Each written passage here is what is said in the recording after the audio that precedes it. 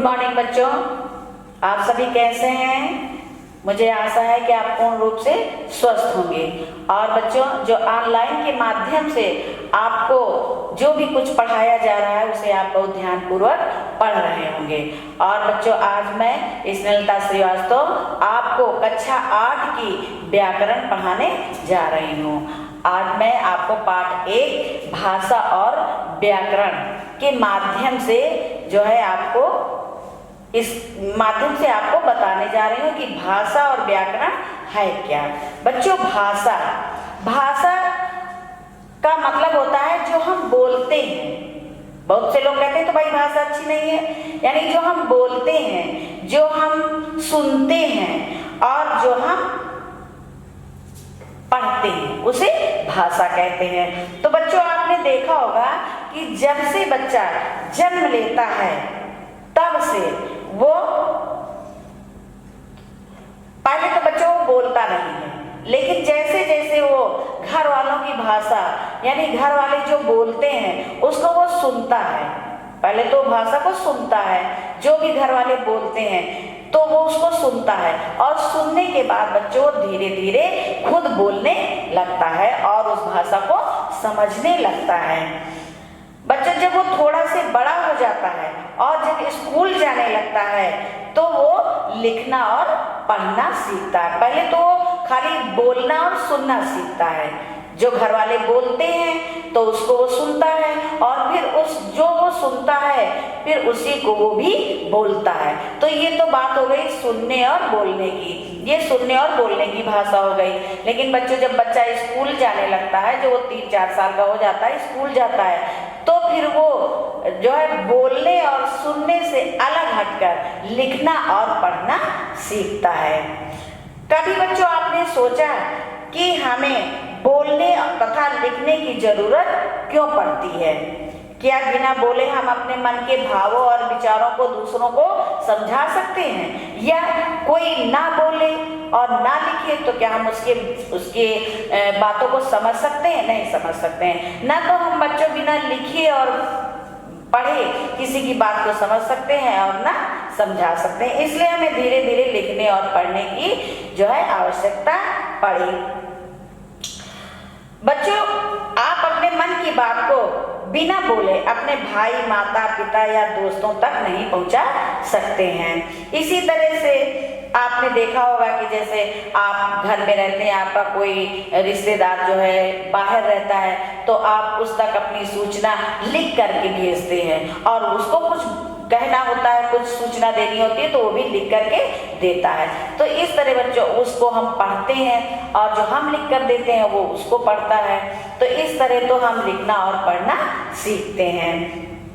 तो बच्चों, कहने का तात्पर्य ये है कि जब भी कभी हमें अपने मन की बात कहनी होती है या कोई संदेश देना होता है तो हम या तो बोलकर और या तो लिखकर अपनी बात का संदेश दूसरों तक पहुंचाते हैं। इस तरह से मनुष्य अपने मन की बात को, अपने विचारों को किसी अन्य व्यक्ति तक पहुंचाने के लिए जिस साधन का प्रयोग करता है उसे बच्चों भाषा कहते हैं। ये तो आपने विस्तार में सुना। अब भाषा की परिभाषा संक्षिप्त में सुनिए। भाषा वह साधन है जिसके द्वारा हम या कोई भी मनुष्य अपने मन के विचारों को दूसरों तक पहुंचाता है तथा दूसरे के विचारों को जो है समझता है। कभी कभी हमें अपने विचारों को दूसरे तक पहुंचाने के लिए बच्चों कभी कभी हमें अपने विचारों को दूसरों तक पहुंचाने के लिए बच्चों इशारों का प्रयोग करना पड़ता है। कक्षा में अध्यापक जब पढ़ाते हैं तो छात्रों को कभी संकेत से मुंह पे उंगली रख के चुप करने का इशारा करते हैं, कभी ताली बजाकर किसी को इशारा किया जा सकता है। अर्थात इशारे से भावों और विचारों को दूसरों तक पहुंचा सकते हैं, पर इस साधन को हम भाषा नहीं कहते हैं। बच्चों, भाषा का संबंध तो मनुष्य के मुख से निकलने वाली मौखिक ध्वनि होती है, उन ध्वनियों से बने शब्दों तथा वाक्यों से है जिन्हें तो व्यक्ति बोलकर प्रकट करता है अथवा लिख करके। इस प्रकार हमें भाषा के दो रूप देखने को मिलते हैं, एक उच्चरित यानी मौखिक भाषा और दूसरी लिखित भाषा। तो बच्चों उच्चरित भाषा का क्या अर्थ होता है? उच्चरित भाषा यानी मौखिक भाषा, जिसको मौखिक भाषा कहते हैं। भाषा का बोलचाल रूप ही जो हम बोलते हैं सुनते हैं इसे मौखिक भाषा कहते हैं। उच्चरित या मौखिक भाषा का इतिहास बच्चों बहुत पुराना। पहले के समय में लोग सिर्फ बोल करके जो है अपनी बात को दूसरों तक पहुंचाते थे या दूसरों को समझाते थे। पहले के समय में लिखने की कोई व्यवस्था नहीं थी। लेकिन बच्चों जो हम बोलते हैं, बोल के समझाते हैं, बोलते तो हम विस्तार से चले जाते हैं, लेकिन इसको याद करके संजो के रखना मुश्किल काम होता है। इसलिए हमें लिखने की आवश्यकता पड़ी, क्योंकि जो हम लिख करके रखते हैं वो बहुत समय तक हमारे पास स्थायी रूप में रहता है। तो बच्चों उच्चरित भाषा का आधार मुख से उच्चरित की जाने वाली स्वर तथा व्यंजन ध्वनियां होती हैं।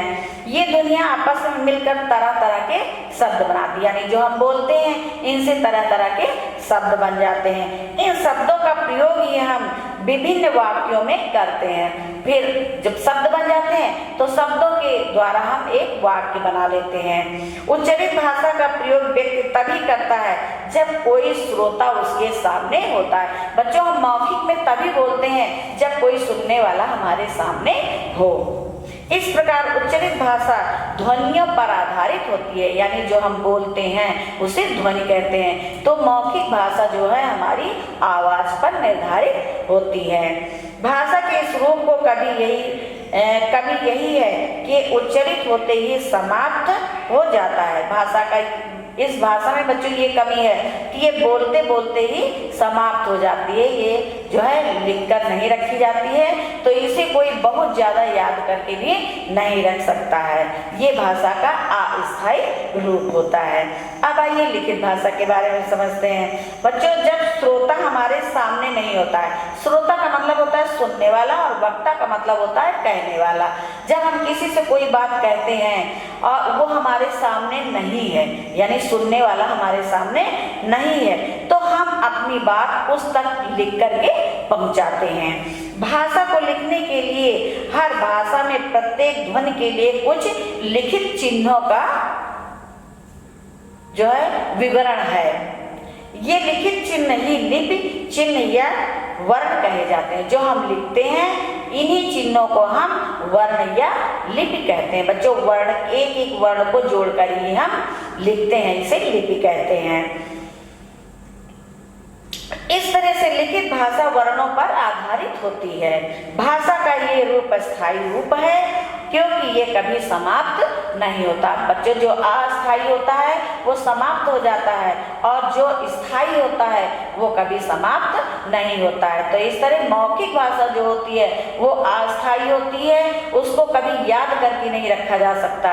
और जो लिखित भाषा होती है वो स्थायी होती है, उसको हम हमेशा जो है जितना भी लिखते हैं उसको जब हम लिख के रखते हैं तो वो हमें हमेशा हमारे पास सुरक्षित मिलती है, जिसके द्वारा हम हर चीज को याद रखते हैं।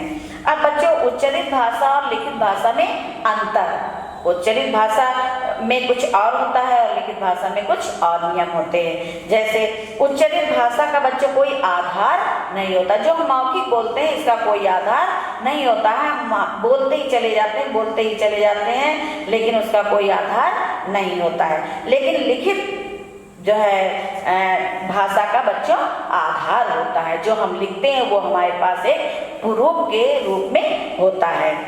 उच्चरित नंबर 2, उच्चरित भाषा बोलकर व्यक्त की जाती है। बच्चों जो उच्चरित यानी जो मौखिक भाषा होती है उसका हम बोलकर प्रयोग करते हैं, लेकिन बच्चों लिखित भाषा जो होती है उसको हम लिख करके प्रयोग करते हैं। मौखिक भाषा बोल करके प्रयोग की जाती है और लिखित भाषा लिख करके प्रयोग की जाती है। तीसरा है उच्चरित भाषा का अस्थायी रूप होता है। बच्चों जो उच्चरित भाषा यानी मौखिक भाषा होती है उसका कोई स्थायी रूप नहीं होता, वो अस्थायी रूप होता है। उसमें हम कितना भी बोलते चले जाते हैं लेकिन वो जो है स्थायी नहीं होता है। लेकिन लिखित भाषा जो होता है वो भाषा का स्थायी रूप होता है। यानी बोलते हम बहुत ज्यादा हैं, लेकिन उसी को अगर हम लिखते हैं तो बहुत थोड़े में लिख देते हैं।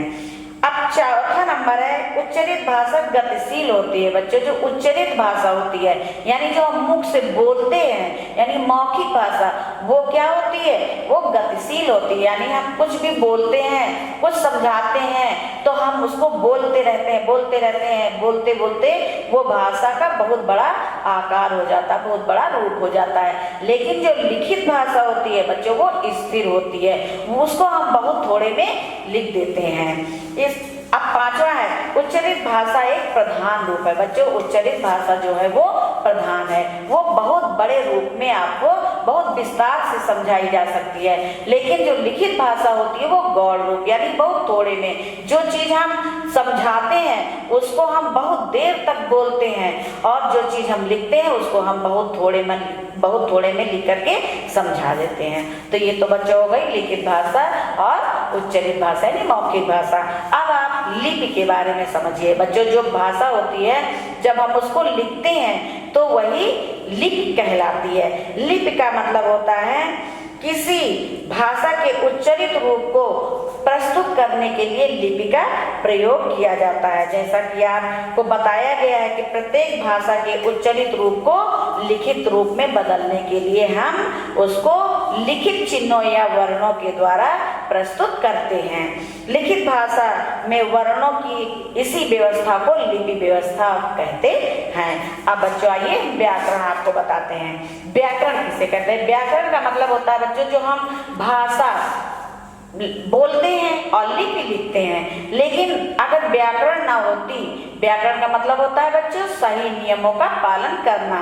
अगर हम व्याकरण का प्रयोग ना करें तो हम भाषा को उल्टा सीधा बोले और उल्टा सीधा लिखे।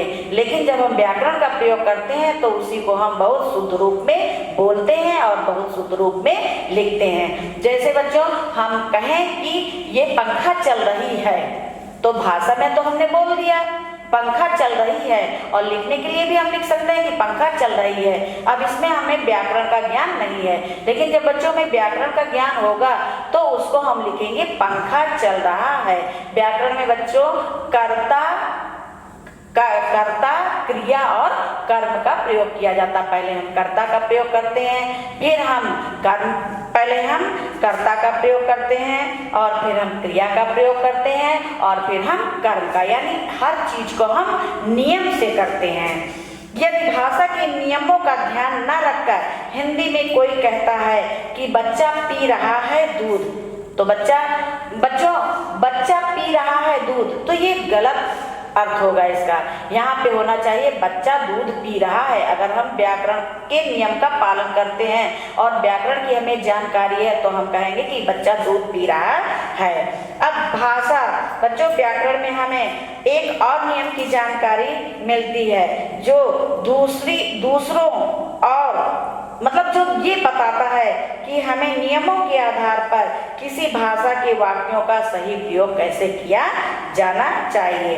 अब बच्चों इसको हम विस्तार में आपको बताते हैं कि भाषा के नियमों का अध्ययन जिस शास्त्र के अंतर्गत किया जाता है उस शास्त्र को व्याकरण कहते हैं। बच्चों व्याकरण के 3 भाग होते हैं, एक वर्ण विचार और एक शब्द विचार और एक वाक्य विचार। एक वर्णों से हम शब्द बनाते हैं बच्चों। पहले हमें वर्णों का ज्ञान होना चाहिए और फिर हमें शब्दों का ज्ञान होना चाहिए, और जब हम एक एक शब्द को बनाते हैं तो वाक्य बन जाता है। इस प्रकार हमें सही जो है वाक्य का भी प्रयोग करना व्याकरण के माध्यम से आ जाता है।